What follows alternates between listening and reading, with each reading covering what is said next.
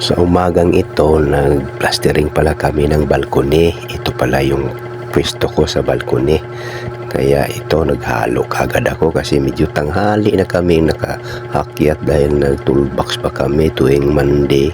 Mag-general toolbox kami sa baba. Kaya mga alas 8 na yata ako nakaakyat dyan. Pero dahil sa gusto kong merong matapos, naghalo kagad ako. At saka nag-umpisa na ako pagpahid kasi kailangan na may matapos araw-araw para mayroong ipa-report ng aming supervisor sa accomplishment araw-araw.